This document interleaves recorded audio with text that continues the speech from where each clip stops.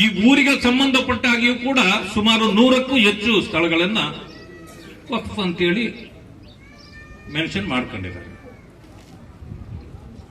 ಆದ್ರೆ ನಿಮ್ಮಲ್ಲಿ ನೀವ್ಯಾರಾದ್ರೂ ದಾನ ಕೊಟ್ಟಿದ್ದೀರಿ ಅಂತ ಆದ್ರೂ ಯಾರಿಗಾದ್ರೂ ನಿಮಗೆ ನೆನಪಿದೆಯಾ? ಇಲ್ಲ ಅಂತಂದ್ರೆ ಇದು ಹೇಗೆ ಬರ್ಲಿಕ್ಕೆ ಸಾಧ್ಯ? ಇದನ್ನ ಈಗ ಅವ್ರು ಎಷ್ಟೋ ಇಷ್ಟ ಬಂದಂತೆ ಬರ್ಕೊಂಡಿದ್ರೆ ನಾವು ಅದಕ್ಕೆ ಸೊಪ್ಪು ಹಾಕಬೇಕಾಗಿಲ್ಲ. ಇದನ್ನ ನಾವು ಹೋರಾಟ ಮಾಡಬೇಕು. 1 ಇಂಚು ಭೂಮಿಯನ್ನು ಕೂಡ ಆ ರೀತಿ ಕೊಡ್ಲಿಕ್ಕೆ ಬರೋದಿಲ್ಲ.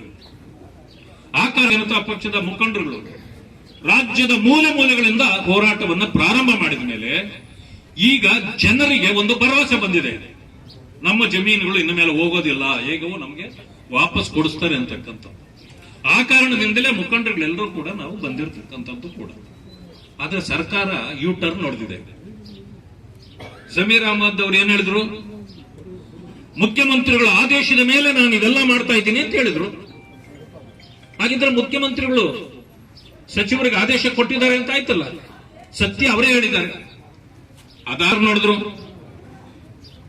ಈಗ ಅವ್ರು ಹೇಳ್ತಿದ್ದಾರೆ ನಾವು 11ನೇ ಕಾಲಂನಲ್ಲಿ ಏನು ಒತ್ತಂತಿದೆಯೋ ವಾಪಸ್ ತೆಗೆದು ಬಿಡ್ತೀವಿ ಅಂತ. ಅದೇ ಪಾಣಿಯಲ್ಲಿ ಇವತ್ತು ತೆಗಿಬಹುದು, ನಾಳೆ ಸೇರಿಸಬಹುದು. ಇದೇನ್ ದೊಡ್ಡ ವಿಷಯ? ವಿಲೇಜ್ ಅಕೌಂಟೆಂಟ್ಗೆ 10 ರೂಪಾಯಿ ಕೊಟ್ರೆ ಆಗಲ್ವಾ? ಆಗತ್ತೆ. ಎಷ್ಟೋ ಜನ ಮಾಡಲ್ವಾ? ನಿಮ್ ಜಮೀನ್ ಕದ್ಕೊಳ್ಬೇಕು, ಕಬಳಿಸ್ಬೇಕು ಅನ್ನೋದು ರಾತ್ರಿ ಹೋಗ್ತಾರೆ, ಅವನಿಗೊಂದಷ್ಟು ದುಡ್ಡು ಕೊಡ್ತಾರೆ, ನಿಮ್ಮ ಹೆಸರನ್ನು ತೆಗೆಸ್ತಾರೆ, ಅವ್ರ ಹೆಸರನ್ನ ಹಾಕ್ಸ್ಕೊಳ್ತಾರೆ, ಬರ್ತಾರೆ. ಅದೇ